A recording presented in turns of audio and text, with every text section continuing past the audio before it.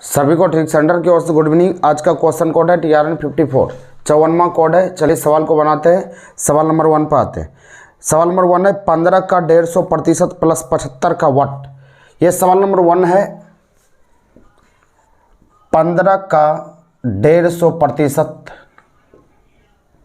फिर प्लस 75% बराबर वाट।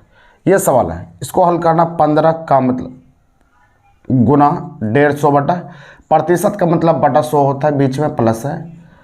75 बटा ये 100 हो जाएगा। प्रतिशत को हटाएंगे 100 हो गया। इसको 25 दिया 75, 25 हो गए 100, 50 दिया 150, 50 दो ना 100। अब इसको गुना करेंगे 45 बटा 2 होगा, प्लस 3 बटा 4 होगा। इसका लघुत्तम से आवर्तक 4 हो जाएगा। यह 90 प्लस 3 93, 93 बटा 4 होगा। 93 बटा 4 होगा। इसी को काट लीजिएगा, आपका आंसर हो जाएगा। इसको कटाएंगे 4 से, 4 दूना 8 हो जाएगा, 13, 4 तिया 12, 23 हो गया। अब यहाँ पर 1 बच गया, 10, 4 दूना 23.2 आपका आंसर होगा। 23.2 यही आंसर हो जाएगा। 23.2 कोई भी आंसर नहीं है, इसको ठीक कर लेना। 23.2 आपका आंसर हो जाएगा। चलिए सवाल नंबर 2 पर आते। 2 को देखिएगा।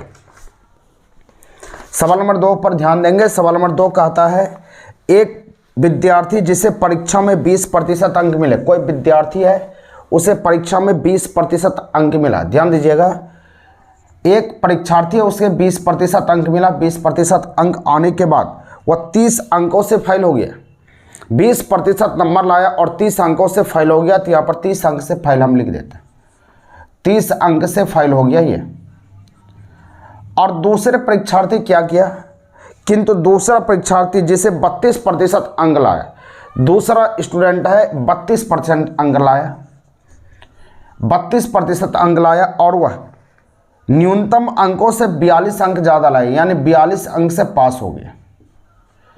तो हमको पूछा जा रहा है कि पास होने का प्रतिशत क्या है। पास होने का प्रतिशत बता दीजिए कि जिसमें वो पास हो जाए। तो करना कुछ नहीं है, आप देखिएगा ध्यान से। फेल पास ये उल्टा रहे तो अंक जुटता है। ये 72 हो गया। और इधर वाला का हर हमेशा अंतर लेना है आपको। घटाओ लेना, इधर घटाओ लेंगे तो 12, यानी 12 कलम का दाम 72 रुपया, 1 कलम का दाम 6 रुपया। टोटल 100 पर चलेंगे, 100 कलम का दाम 600 रुपया। तो टोटल 100 आ गया, ये पूर्णांक कहेंगे, यानी कि 600 नंबर का पूर्णांक था। 600 नंबर का एग्जाम हुआ था। उसमें से हमको पूछेगा 2-3 सवाल पूछता है कि पूर्णांक कितने थे, अधिकतम अंक कितने थे, पास होने के लिए न्यूनतम अंक कितने हैं, या किसी विद्यार्थी को कितना अंक आए कि वो पास कर जाए। ये सब सवाल पूछता है।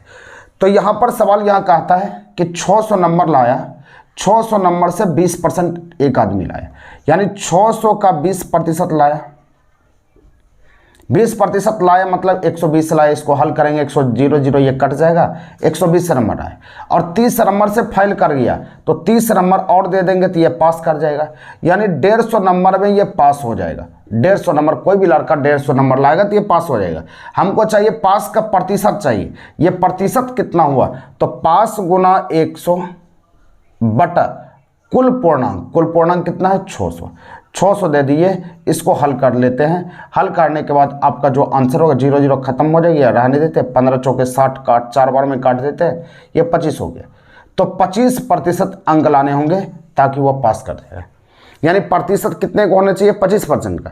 क्योंकि आप देखते हैं कि अगर मैट्रिक में 150, मान लिया जाए कोई 300 नंबर लाए तो कितना प्रतिशत हुआ, तो 300 गुना 100 करते हैं और टोटल 500 नंबर के एग्जाम दिए हैं, 500 से डिवाइड कर देते हैं तो वो प्रतिशत निकल जाता है। तो उसी प्रकार से 150 नंबर हम लाए और 600 नंबर में टोटल 600 पूर्णांक का था और 150 उसमें आया, तो कितना प्रतिशत आया, 25% आंसर हो जाएगा।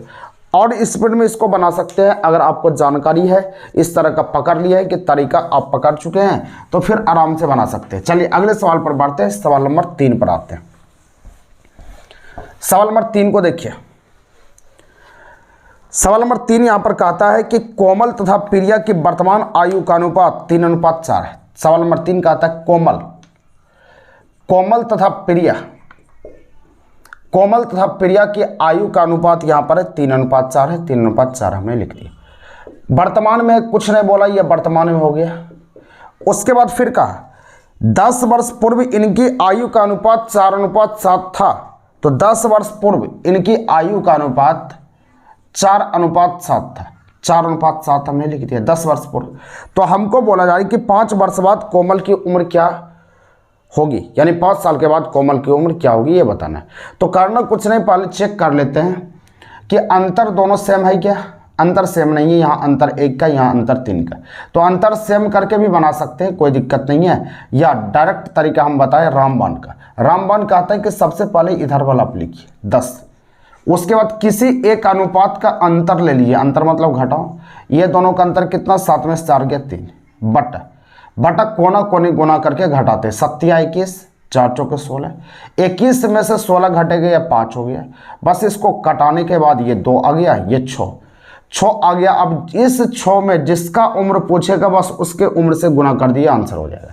हमको पूछा जा रहा है कि यहाँ पर कि कोमल की उम्र 5 साल के बाद क्या होगी। कोमल 3 है, वर्तमान में 3 से गुना कर लेते हैं, लेकिन 5 साल के बाद 5 जोड़ लेते हैं, 18 5 23, बस यही आंसर 23 हो जाएगा। यही उत्तर हो जाएगा 23 वर्ष आपका आंसर हो जाएगा, ये उत्तर है। बैलेंस करके भी इसको बना सकते हैं, लेकिन ये तरीका फास्ट है, आप आराम से इस तरह से बनाइए, आपका आंसर हो जाएगा। चलिए सवाल नंबर 4 की ओर बढ़ते हैं। 4 पर आइए।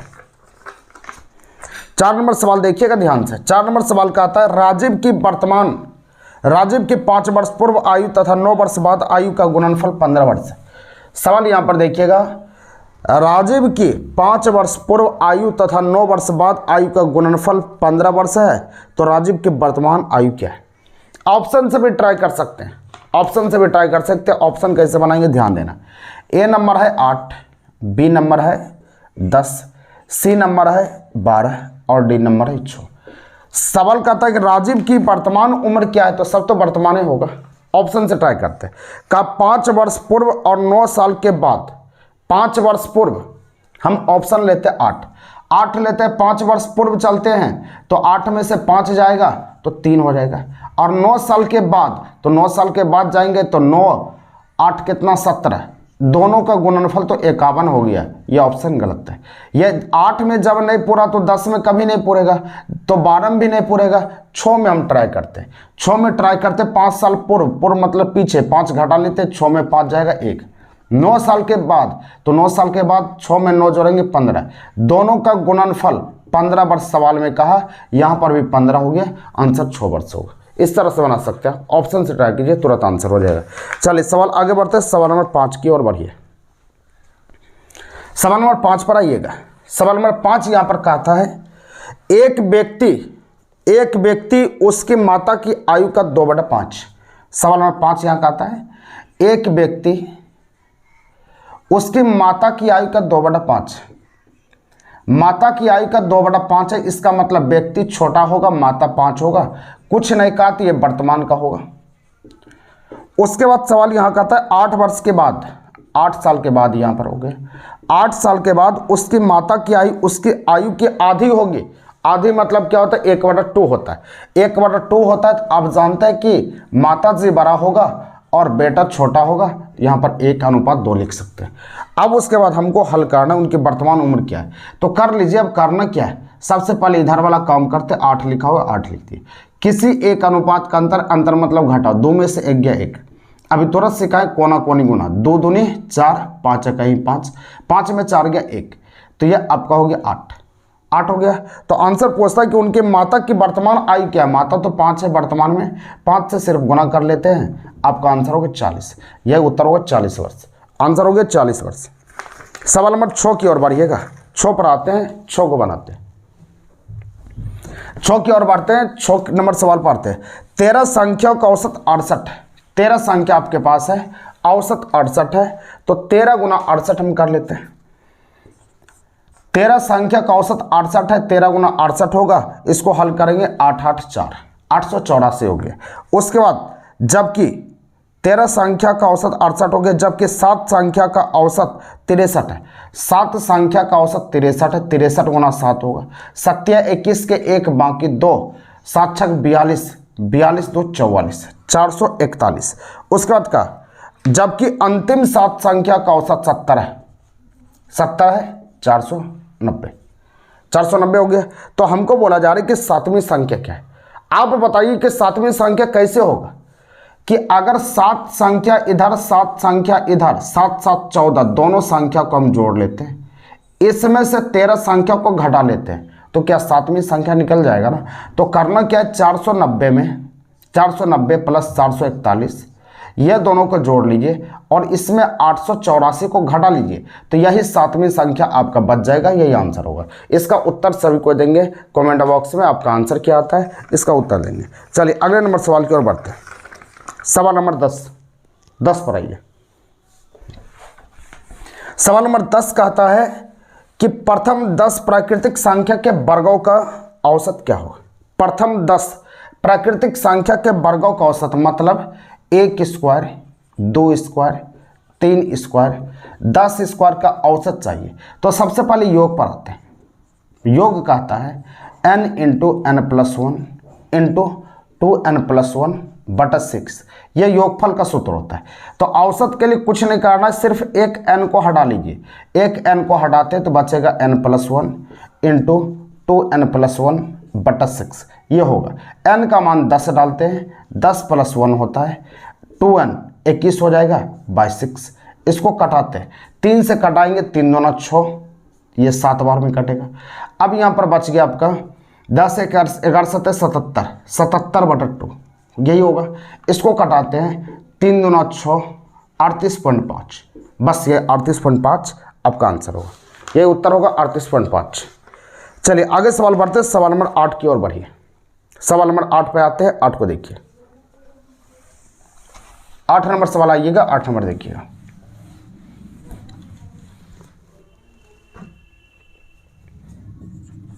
आठ नंबर सवाल कहता है कि एक नाव के 10 नाविकों के से 56 kg भार वाला एक व्यक्ति को स्थान परिवर्तन किया, 56 kg भार वाला को हटा दिए, उसके स्थान पर एक नए को ले आए तो 800 ग्राम की वृद्धि हो जाती है, तो नए नाविक का भार क्या। कुछ नहीं है, हम सवाल को इस तरह सिखाएं कि टोटल आपके पास 10 को संख्या, 10 को संख्या, उसमें से 56 किलो भार वाला को हटा दिए, उसके स्थान पर एक नया नाविक को ले आए, जिससे औसत में 800 ग्राम की वृद्धि हो जाती है।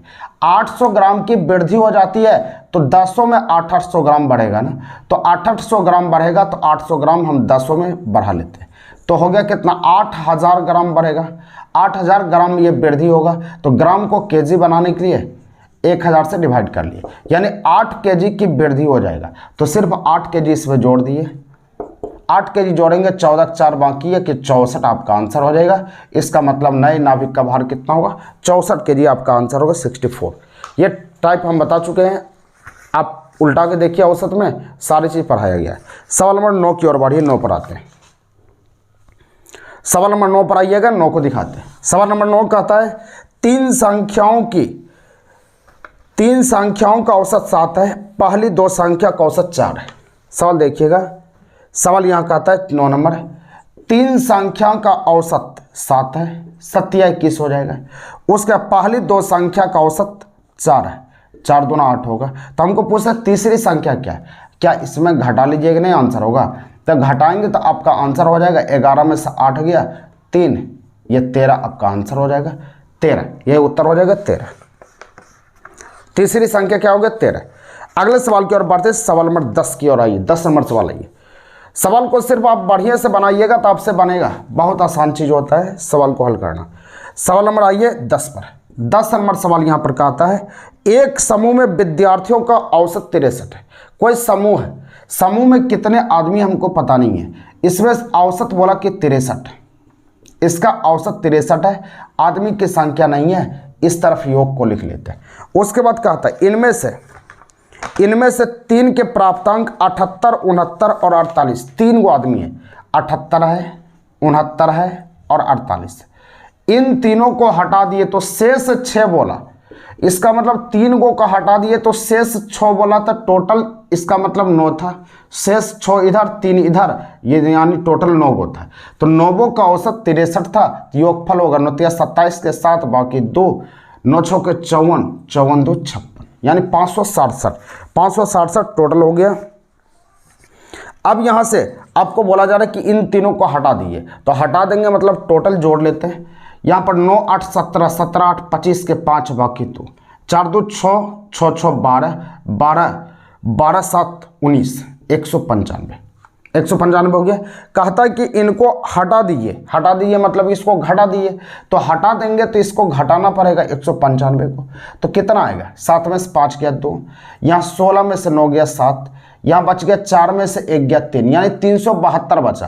अब कहता है इनका औसत क्या है, तो 6 में से 3 को तो खत्म ही हो गया, 3 को हटाइए दिए, 9 में से 3 को हट गया, बचा कितना? 6, तो बस 6 से आप डिवाइड कर लीजिए, आंसर हो जाएगा। 6 से डिवाइड करेंगे, 6 6 के 36, 1 बचा 12, 6 दूना 12, यानी ये सभी शेष का औसत हो जाएगा 62, यही आंसर हो गया 62, 62 आपका आंसर हो गया 62, ये उत्तर हो जाएगा 62। चलिए अगले सवाल की ओर बढ़िएगा, सवाल नंबर 11 पर आइए। सवाल नंबर 11 पर आइएगा, 11 को देखिएगा। सवाल कहता 2a बराबर 3b, 2a बराबर 3b।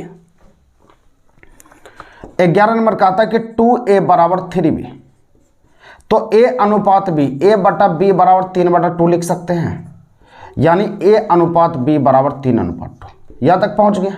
फिर कहता है यहाँ पर 4b बराबर 5c, यहाँ b बटा c बराबर हम लिख सकते हैं 5/4, तो b अनुपात c बराबर आप क्या लिखेंगे?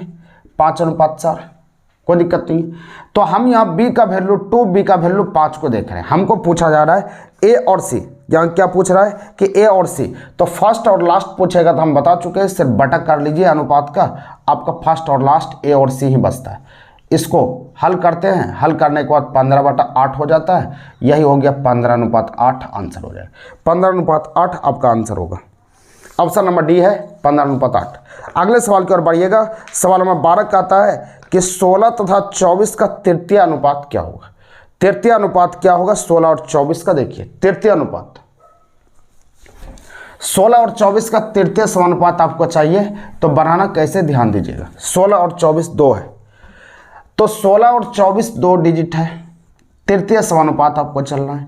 पहला x होता है, दूसरा y, फिर यहाँ पर 2 डिजिट है तो बीच वाला तो सेम हो जाएगा और तीसरा z हो जाएगा। तो यहाँ पर 16 रखिएगा, समानुपात में हम पढ़ा चुके हैं, यहाँ पर 24 होगा, जब यहाँ 24 है तो यहाँ पर भी 24 होगा, यहाँ पर x मान लीजिए, बस यही x का मान निकालना है। इसका मतलब बटा होता है 16/24, इसका मतलब बराबर 24/x। इसको हल कर लीजिए, हल करेंगे 4 से काटेंगे, 4 चौके 16, 6 बार में ये कटेगा, कोई दिक्कत नहीं है। अब उसके बाद ये भी 6 बार में कट जाएगा, 6 बार में कट गया तो x बराबर कितना निकला? 36, x बराबर 36 हो जाएगा, यही उत्तर हो जाएगा। सी नंबर ऑप्शन है, यही आंसर होगा 36, आंसर हो गया 36। अगले सवाल की ओर बढ़ते, सवाल नंबर 13 की ओर बढ़िए। 13 नंबर सवाल पढ़ाइए। सवाल नंबर 13 को देखिए, 13 को बनाते हैं। सवाल नंबर 13 कहता है कि एक बोतल में मदिरा तथा पानी का अनुपात 3:1 है। एक बोतल है, उसमें मदिरा और पानी है। एक बोतल में मदिरा और पानी, मदिरा और पानी का अनुपात 3:1 है। 3:1 हमने कर दिया। कहता है इसका कितना भाग निकालकर, कितना निकालिएगा आप सोचिए, कितना भाग निकालकर उसके स्थान पर उतना ही पानी डाल दीजिए, उतना ही पानी डाल दीजिए, ताकि अंत में बने मिश्रण में आधा मरे मिश्रण में पानी और मदिरा बराबर हो जाए, यानी कि पानी और मदिरा बराबर मतलब 1:1 हो जाए, बराबर यही कहते हैं। तो देखिए हम इससे मिश्रण को हम निकाले और इसमें हम डाल दिए पानी को। आप सोचिए, आप सोचिए यहाँ पर कि यदि हम बोलते इसमें से 5 केजी दूध और 10 केजी पानी है, इसमें से मिश्रण को एक जग निकाल लिए, एक जग निकल गया और एक जग निकल गया, इसका मतलब क्या, ये दूध भी निकला होगा पानी भी निकला होगा, दोनों मिक्स है तो दोनों निकल गए। अब पानी को इसमें हम डाल दिए, पानी बोलते 2 किलो पानी डाल दीजिए, तो पानी की मात्रा इस बाल्टी में बढ़ जाएगा। दूध जितना है तो दूध तो उतना ही रहेगा, दूध की मात्रा तो ना बढ़ेगा ना घटेगा, जिस अनुपात में मिला था वही अनुपात में दूध रहेगा। तो सेम प्रक्रिया यहां पर सोचना है। पानी को हम भर दिए, तो पानी को भर दिए तो यहां पानी अलग होना चाहिए या सेम होना चाहिए, कोई फर्क नहीं पड़ेगा, अलग होगा अनुपात या कुछ हो जाए कोई लेना देना नहीं। लेकिन मदिरा को कुछ नहीं किए तो मदिरा का मान तो सेम होना चाहिए। तो मदिरा यहां पर 3 है और मदिरा यहाँ 1 है, अनुपात अलग हो गया। तो इसको सेम करना है। सेम करने के लिए आप सोच लीजिए, यहाँ पर मदिरा 3 है, यहाँ 1 है, तो इसमें 3 से गुना करेंगे तब ना मदिरा समान होगा। तो समान हो गया, जब इसमें 3 से गुना हुआ तो इसमें भी 3 से गुना होगा।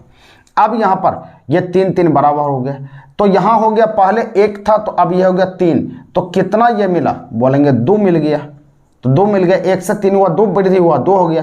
कितना में, टोटल यहाँ कितना था 3 3 3 6 में, तो कितना भाग है, 6 से डिवाइड कर लीजिए, तो 1/3 भाग यही निकलेगा, तो यही आपका आंसर हो जाएगा। इसी तरह आपको बनाना है 1/3 भाग। बहुत आसान चीज़ है, जब मिशन चैप्टर आप पढ़ेंगे तो फिर मज़ा आ जाएगा। 1/3 भाग आपका आंसर होगा। अगला सवाल है 14 नंबर। ये हम बता चुके हैं समानुपात में, समानुपात और अनुपात में हम बता चुके हैं, रुपया पैसा और सिक्का वाला। 14 नंबर आइए देखिए, 14 नंबर सवाल को देखिएगा ध्यान से। 14 नंबर सवाल यहां कहता है 1 रुपया 50 पैसा तथा 25 पैसा। 1 रुपया 50 पैसा और 25 पैसा का सिक्का है।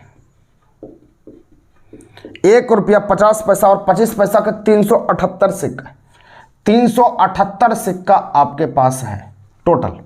तो इनके मूल्य का अनुपात 13:11:7 है। ध्यान दीजिएगा, समझ में तुरंत आ जाएगा। यहां सिक्का की संख्या बोला, सिक्का की संख्या, सिक्का की संख्या, और यहां मूल्य कहा, मूल्य मतलब ये रुपया होता है। तो जो वैल्यू यहां पर मिलेगा उसी में परिवर्तन करना पड़ेगा। 13 रुपया है और यहां सिक्का की संख्या है, तो सिक्का की संख्या बनाना पड़ेगा। तो ये 13 रुपया है तो सभी 1 रुपया का है, तो 13 को सिक्का होगा, सिक्का की संख्या 13 को होगा, सिक्का की संख्या यानी सिक्का जो होगा 13 को होगा। और 11 रुपया है सब 50 पैसे, 1 रुपया में 2 गो 50 पैसे, तो 11 रुपया में 22-25 पैसे हो गया। 7 रुपया है, 1 रुपया में 4 गो 25 पैसे, तो 7 रुपया में कितना 28-25 पैसे। तो टोटल 378 सिक्का है, तो टोटल यहाँ जोड़ लेते हैं, तो टोटल जोड़ लेते हैं। टोटल यहाँ पर होता क्या है, यहाँ पर 8 2 10 3 13, 13 हो गया, 13 3 बाकी 1, 3 2 5 1 6 और 63 हो गया। 63 में 378 दिया है, तो हमको पूछा जा रहा है कि 50 पैसे के सिक्कों की संख्या क्या है। 50 पैसे के सिक्कों की संख्या कितना है 22। संख्या पर जाना है, यह मूल्य है, मूल्य पर नहीं जाना है, तो 22 से आप गुना कर लीजिए, बस 22 से गुना करना है, इसको हल करना है। अब ये देखते हैं कि 6 बार में कट रहा है क्या, 6 18 का 8 बाकी 1, ये 36 1 37, यानी 6 बार में पूरी तरह फिनिश हो रहा है। तो 6 बार में कट गया, 6 2 12 का 2 बाकी 1, 6 2 12 1 13। तो ये आपका सिक्का की संख्या कितना बोलेगा कि 132 को 50 पैसे वाला था, ये आंसर होगा, ये उत्तर हो जाए 132। ऑप्शन नंबर बी आपका आंसर होगा। सवाल नंबर 15 की ओर बढ़िएगा, सवाल नंबर 15 पे आते हैं। 15 नंबर सवाल को हम बनाते हैं। जिसको नहीं समझ में आए 1 बार 2 बार वीडियो आप देख लीजिए, आराम से मजा आ जाएगा। सवाल नंबर 15 की ओर बढ़ते हैं। 15 नंबर सवाल देखिएगा। सवाल कहता है 15 नंबर 5 केले तथा 4 सेब का मूल्य, 5 केले तथा 4 सेब का मूल्य 3 केले तथा 7 सेब के मूल्य के बराबर है। सवाल नंबर 15 कहता है 5 केले तथा मतलब जोड़ 4 सेब का मूल्य 3 केले तथा 7 सेब के मूल्य के बराबर है। बराबर कर दिए, तो केला को एक तरफ कीजिए, तो 2 केला और सेब को उस तरफ ले जाइए, 3 सेब हो गया। तो यहां केले और उधर से सेब को ले आए, सेब इधर 3 रह गया, इधर 2 हो गया, 3/2 हो गया।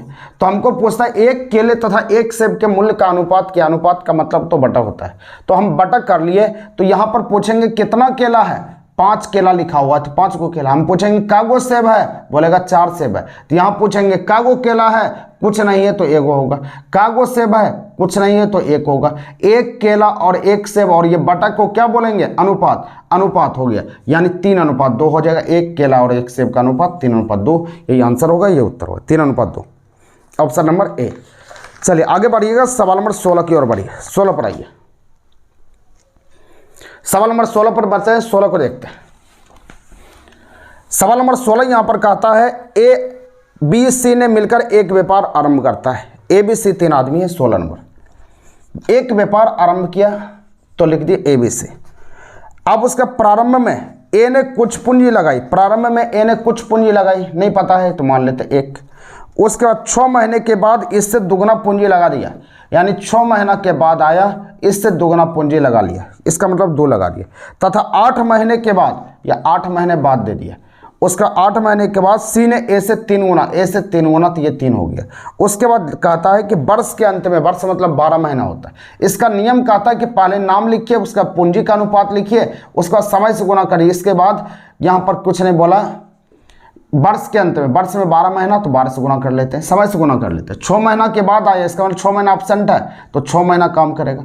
8 महीना के बाद आया तो इसका मतलब है ये 4 महीना काम करेगा। अब यहाँ पर देखिए ये 12, ये 12, ये 12 सारा कैंसिल हो जाएगा, तो 1:1:1। सवाल क्या आता है, वर्ष के अंत में 27,000 रुपया का कुल लाभ हुआ, तो कुल मतलब सभी का जोड़, सभी का जोड़ 27,000 है, तो सभी का जोड़ 27,000। 3 कलम का दाम 27,000 रुपया, 3 से डिवाइड कर ली। आंसर पूछता है सी का भाग क्या होगा, सी का पूछे, ए का पूछे, जिसका पूछे उससे गुना कर लीजिए, इसको काट लेंगे तो 9,000 आपका आंसर होगा, ये उत्तर होगा, सी का भाग 9,000, ये आंसर होगा 9,000। चलिए अगले सवाल की ओर बढ़ते हैं। सवाल नंबर आपका है 17 पर आइए, 17 को देखिए, सवाल नंबर 17 नंबर सवाल पर आइएगा। 17 नंबर सवाल को देखते हैं। सवाल नंबर 17 यहां पर कहता है कि कोमल 32,000 रुपया निवेश करके एक व्यापार आरंभ किया। कोमल नाम का कोई आदमी है, यह 32,000 रुपया, 32,000 को 32 लिख लेते हैं, 1000 को खत्म करने के लिए आपको बोले, निवेश करता है। 5 महीने के बाद 22,000 रुपया की पूंजी लगाकर गौतम भी आया और यहां पर 22,000 रुपया की पूंजी लगाया, तो 22,000 को 22 से लिख दिए। लेकिन यहां पर कब बोला कि 5 महीने के बाद ये आया, 22,000 रुपया की पूंजी लगाकर गौतम भी साझेदार हो गया। वर्ष के अंत में, अब वर्ष के अंत मतलब 1 साल समय से गुना करेंगे, इसके बारे में कुछ नहीं बोला तो 12, इसके बारे में बोला 5 साल के बाद, 5 महीने के बाद, तो 5 महीने के बाद आया तो 12 महीना में 5 महीना खत्म हो गया तो 7 महीना हो गया। अब यहाँ पर जो कटेगा उसको कटा लीजिएगा, इसको 6 बार में काट सकते हैं, इसको 11 बार में। अब गुना करते हैं, 6 दूना 12, 2 बाकी 1, 6 18 19, 192, ये 77। तो अनुपात हो गया, लाभांश का अनुपात ये निकल गया। वर्ष के अंत में 16,400 रुपया का लाभ हुआ है, 16,409, यही है ना, 16,409 रुपया का लाभ हुआ है। तो यहाँ पर देख लेते हैं, यहाँ पर तो कुछ है नहीं, कुछ कटेगा नहीं, तो टोटल यहाँ कर लेते हैं, टोटल यहाँ जोड़ लेते हैं, 7 2 9, यहाँ हो गया 19 7 26, 269 हो गया। तो हमको पूछा जा रहा है इसमें से कोमल का भाग क्या होगा, तो कोमल का भाग कितना, 192, 192 से गुना कर लीजिए, यही कोमल का भाग होगा, यही आंसर होगा, यही उत्तर होगा। आप इसका आंसर हल करके कमेंट बॉक्स में देंगे कि आपका आंसर क्या आता है, इसको हल करना है। चलिए अगले सवाल की ओर बढ़ते हैं। सवाल में 18 पर आइए। 18 नंबर सवाल आइए। सवाल देखिए, इसमें थोड़ा सा सवाल ज़्यादा दे दिया गया है मैथमेटिक्स का, तो समझाना पड़ता है, इसलिए टाइम लगता है। आप सभी आराम से देखिए, फिर मज़ा आ जाएगा। सवाल नंबर देखिए 18 पे, सवाल नंबर 18 की ओर बढ़ते हैं। 18 नंबर सवाल देखिए। 18 नंबर सवाल यहाँ कहता है 100 मीटर लंबी रेलगाड़ी अपने विपरीत दिशा में, यानी कोई रेलगाड़ी है 100 मीटर लंबा है, 100 मीटर लंबा है, अपने विपरीत दिशा में 5 किलोमीटर प्रति घंटा की चाल से आते हुए एक व्यक्ति को, एक मैन है 5 किलोमीटर प्रति घंटा की चाल से आ रहा है, आदमी को 6 सेकंड में क्रॉस कर गया, तो 6 सेकंड में इसको पास कर जाता है। तो हमको पूछा जा रहा है कि गाड़ी की चाल क्या है, तो गाड़ी की चाल है, तो सबसे पहले दूरी की बात करते हैं। दूरी 100 मीटर हो गया, 100 मीटर हो गया, एक दूसरे के अपोजिट दिशा में आ रहे थे, इसका चाल x मान लेते हैं, तो यहाँ पर चाल हो जाएगा टोटल, अपोजिट दिशा में चाल जुटता है, x + 5 हो जाएगा। ट्रेन की चाल और आदमी की चाल जुट गया। और समय कहा कि समय यहाँ पास करता है 6 सेकंड में, या 6 सेकंड यहाँ पर दे दिए। तो हमको पूछता है रेलगाड़ी की चाल क्या है, x का मान, तो समय 6 हो गया, समय बराबर दूरी, तो दूरी 100 बटा चाल, तो चाल x + 5 है, लेकिन ये किलोमीटर प्रति घंटा है, 5/18 से गुना कर लीजिए। गुना करने के बाद हल करना है और कुछ करना नहीं। 6 बराबर 100, ऊपर 18 चला जाएगा और नीचे बच जाएगा, नीचे बच गया 5 भी है ना, रहने दिए, x + 5 × 5 ये हो जाएगा। अब इसको हल करते हैं, 6 × 18, 3 बार में कट गया, ये 20 बार में कट जाएगा, 20 या 60 हो जाएगा, 60 में से 5 घटेगा 55, तो x बराबर 55 निकल जाएगा। 55 किलोमीटर प्रति घंटा आपका आंसर होगा, ये उत्तर है 55 किलोमीटर प्रति घंटा बी नंबर आंसर है। इसको हल करने पर आंसर होगा। चलिए अगले सवाल की ओर बढ़ते हैं। सवाल नंबर 19 की ओर बढ़िए। एक बार, दो बार, तीन बार जब तक नहीं आपका मन भरे तब तक सवाल को देखिए, फिर आपको समझ में आ जाएगा अच्छी तरह से। ये ट्रेन चैप्टर हम जब पढ़ा दिए हैं तो आप रिवीजन कीजिए, रिवीजन करते करते आपको समझ में आ जाएगा। सवाल नंबर आते हैं, सवाल नंबर 19। सवाल नंबर 19 पर आइए। सवाल नंबर 19 का था 60 किलोमीटर प्रति घंटा की चाल से जा रही, चाल का 60 किलोमीटर प्रति घंटा की चाल से जा रही 240 मीटर लंबी रेलगाड़ी, ये दूरी आपका हो गया 240 मीटर लंबी रेलगाड़ी अपने विपरीत दिशा में 48 किलोमीटर प्रति घंटा की गति से आ रही मतलब क्या जुटेगा, विपरीत मतलब इसको जोड़ लेना। इसको हल करेंगे तो 108 हो जाएगा, 108 किलोमीटर प्रति घंटा हो गया। 108 किलोमीटर प्रति घंटा की चाल से जा रहा है। 270 मीटर लंबी रेलगाड़ी, तो रेलगाड़ी 270 मीटर है, 270 को जोड़ लिए, कितने देर में पास कर जाएगी ये पूछता है। समय पूछता है तो समय बराबर आपको पता होना चाहिए दूरी। ये तो दोनों जुटेगा तो ये 0 होगा, 7 4 11 की एक बाकी 1 हो जाएगा, 2 दूना 4 1 बार 510, ये 108 हो गया। ये किलोमीटर है तो 5/18 होगा, 18 तो ऊपर चला जाएगा, 18 ऊपर चला गया। अब इसी को हल करना है, हल करने के बाद जो आंसर हो जाएगा वही उत्तर जो 5 से इसे कटा लेते हैं, 5 1 5 0 5 दूना 10, ये कट गया। अब कटने के बाद 102 गुना 108 बटा 108, बस इसको कटा के आप हल कर लेंगे, जो आपका आंसर हो गया वही उत्तर हो जाएगा। हल कर लेना है, आंसर हो जाएगा। इसको हल करके आप बताएंगे कमेंट बॉक्स में क्या आंसर आता है, इसको हल करना है। चलिए अगले सवाल की ओर बढ़ते हैं। सवाल इसको हल करना आपका काम है, हम प्रोसेस बता दिए, सिर्फ हल करना आंसर हो गया। सवाल नंबर 20 की ओर आइएगा। 20 नंबर सवाल को देखिएगा। एक रेलगाड़ी पटना से हावड़ा के लिए तथा दूसरी रेलगाड़ी हावड़ा से पटना के लिए एक ही समय पर चलता है। मिलने के बाद ये रेलगाड़ियां क्रमशः 9 घंटे तथा 16 घंटे में अपने गंतव्य स्थान पर पहुंच जाती है, तो इनकी चालों का अनुपात क्या है। तो इस तरह के सवाल को बनाने के लिए देखिएगा, तो यहाँ पर बोला एक रेलगाड़ी पटना से हावड़ा के लिए, दूसरी रेलगाड़ी हावड़ा से पटना के लिए एक ही समय पर चलती है। मिलने के बाद ये रेलगाड़ी क्रमशः 9 घंटे तथा 16 घंटे में अपने गंतव्य स्थान पर पहुंचती है, इनके चालों का अनुपात क्या है।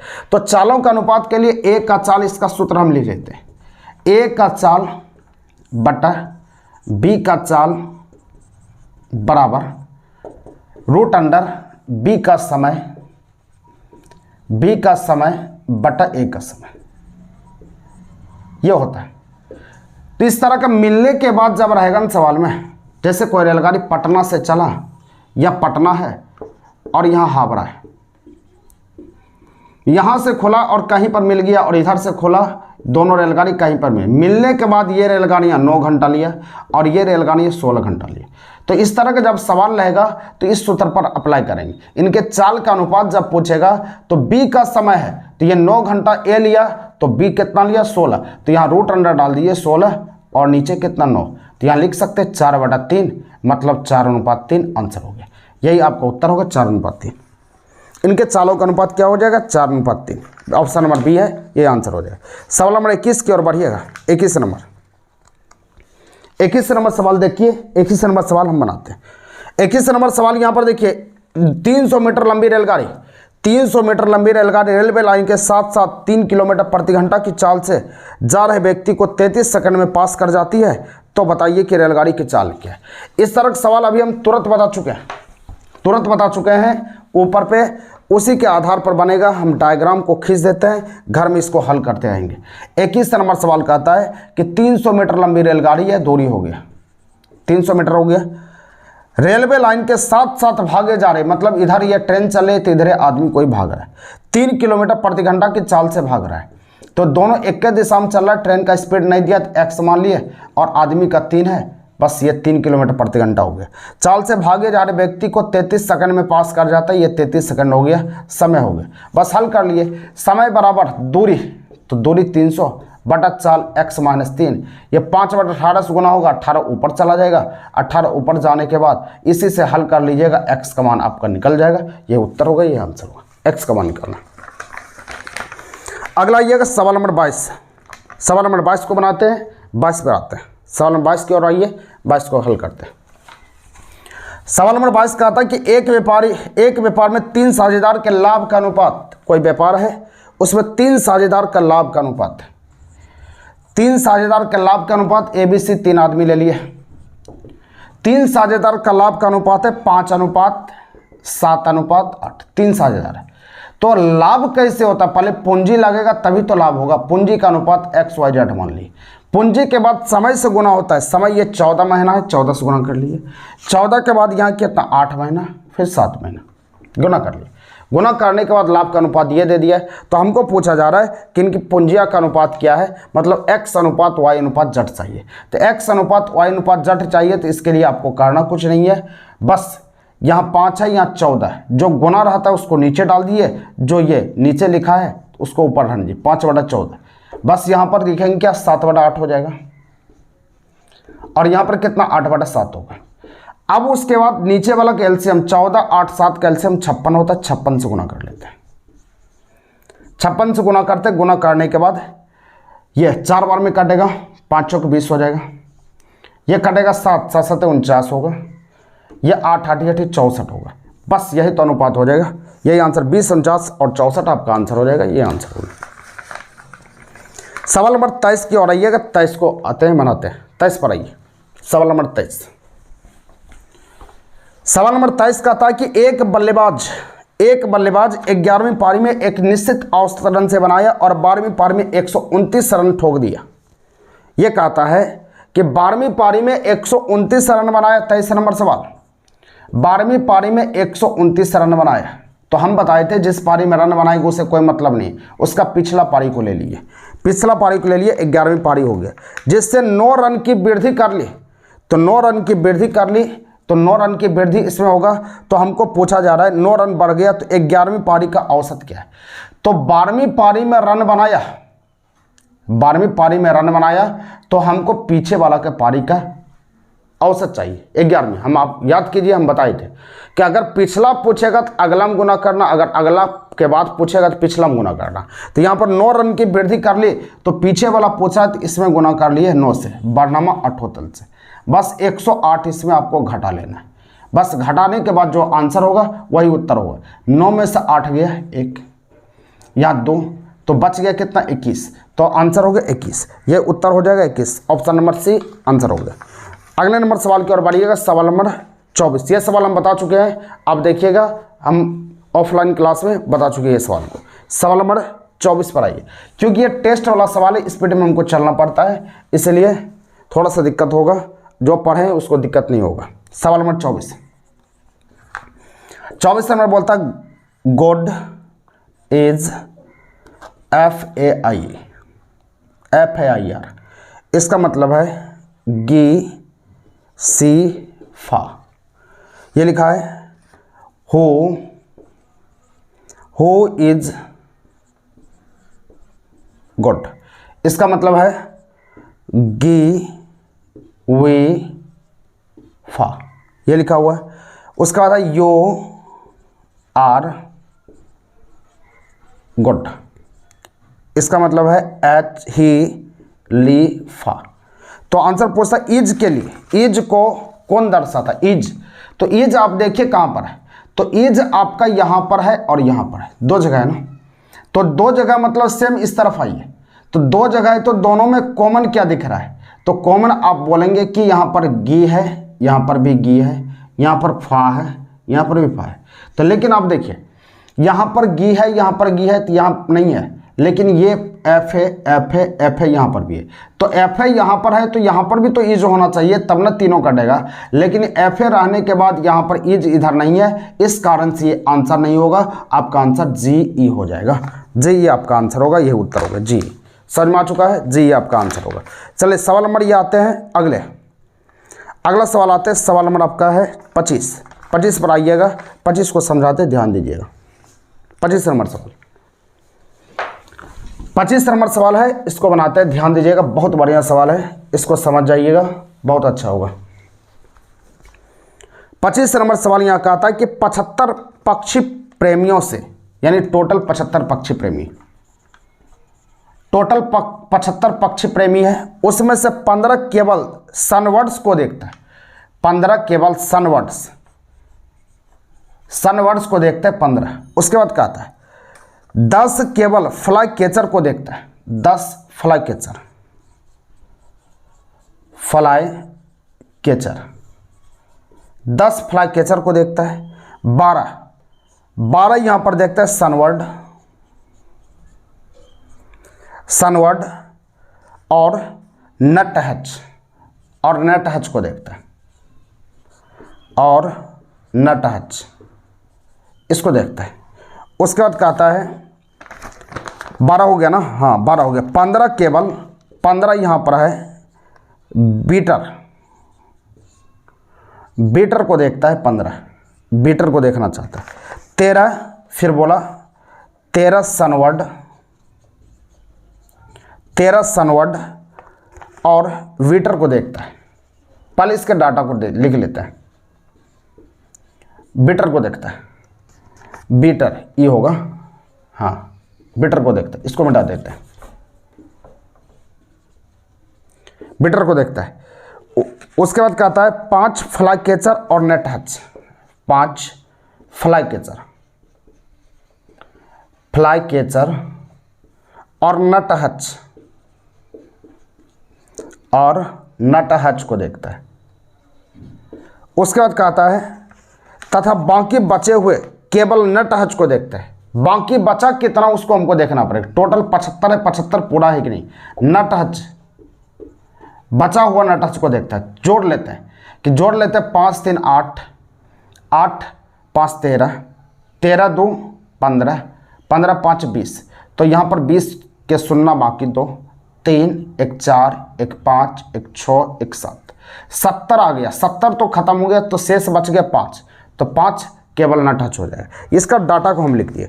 उसके बाद सवाल को बनाते हैं। सवाल कहता है कितने पक्षी प्रेमी वर्ड केवल एक पक्षी देखना पसंद करते हैं। केवल एक पक्षी देखना पसंद करते हैं, कितना इस आदमी है। तो केवल एक पक्षी, सनवर्ड तो ये देख रहा है, तो सनवर्ड क्या केवल 15 को, केवल 21 को देखना पसंद करता है, सनवर्ड को देखता है 15 को, ठीक है।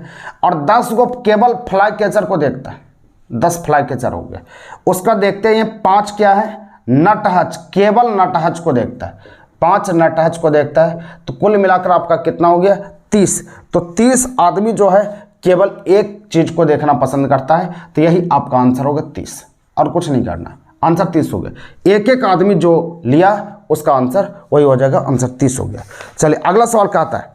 सवाल नंबर 26 का आता है कि नट हच पसंद करने वाले और बीटर पसंद करने वाले पक्षियों का अनुपात क्या। नेट हच, तो नेट हच वाला को हम खोजते हैं।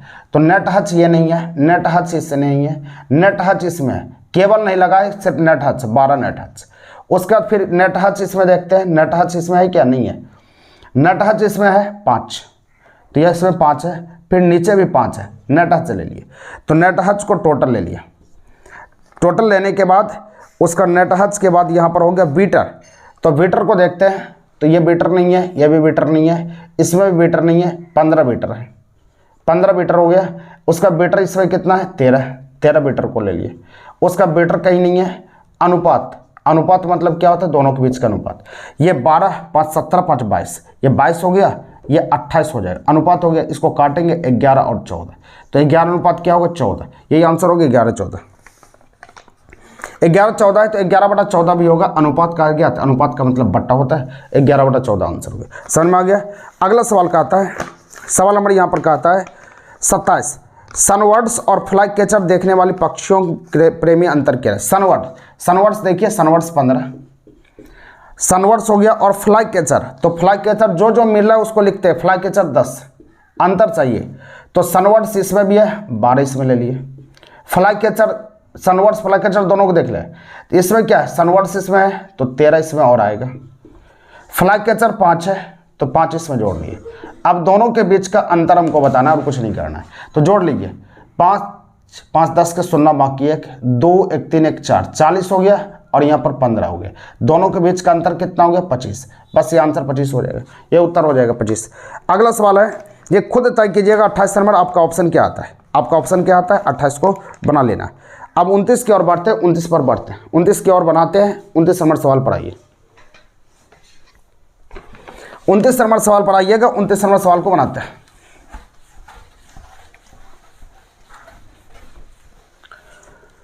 देखिए 29 नंबर सवाल को, सवाल नंबर 29 नंबर का था एक महिला की और संकेत करते हुए मैंने कहा, मैंने बोला एक महिला की ओर इशारा किया, कहा उसके भाई मतलब इसके भाई बना लिए, उसके भाई मेरी पत्नी का, उसके भाई मेरे पत्नी का, उसके भाई का एकमात्र पुत्र, उसके भाई का एकमात्र पुत्र का एकमात्र बेटा हो गया, उसके भाई का एकमात्र पुत्र मेरे पत्नी, यानी मेरे पत्नी हो गया, एकमात्र पुत्र मेरी पत्नी का भाई है, तो मेरे पत्नी का भाई है, तो भाई है तो इस तरह से बनेगा, मेरे पत्नी का भाई है, बन गया। तो आंसर पूछता है महिला मुझसे किस प्रकार संबंधित है। महिला जो है मुझसे, तो मेरी पत्नी हो गया, पत्नी का भाई साला हो गया, साला का बाप ससुर हो गया, ससुर का ये बहन है, ससुर की बहन यहाँ ऑप्शन में है, ससुर की बहन ऑप्शन नंबर ए है, आंसर हो जाएगा ससुर की बहन, यही आंसर हो जाएगा ससुर की बहन। सवाल नंबर 30 की ओर बढ़िएगा, 30 पर आते हैं, लास्ट सवाल है, इसको देखिए ध्यान से, 30 नंबर सवाल को। सवाल नंबर 30 पर आइएगा, 30 को समझते हैं। 30 नंबर सवाल यहां कहता है 329 का अर्थ है यू आर बेड, 419 का अर्थ है बेड इज गुड, उसका 195 का अर्थ है नथिंग इज बेड। तो हमको बताना गुड के लिए कौन सा होगा। तो सबसे पहले गुड एक ही जगह है ना, तो एक जगह मतलब इसका आंसर वही होगा जो इस तीनों में से जो कहीं नहीं मिलेगा वही आंसर होगा। 4 कहीं नहीं मिल रहा है, 4 होगा, 1 नीचे मिल रहा है, 1 नहीं चलेगा, 9 नीचे मिल रहा है, 9 नहीं चलेगा, इसलिए जो कहीं नहीं मिलेगा वही आंसर होगा, आंसर 4 हो गया, यही उत्तर हो जाएगा। चलिए अगला सवाल खत्म हो चुका है और नेक्स्ट वीडियो के साथ कल आते, तब तक के लिए टेक्स्ट सेंटर की ओर से जय हिंद।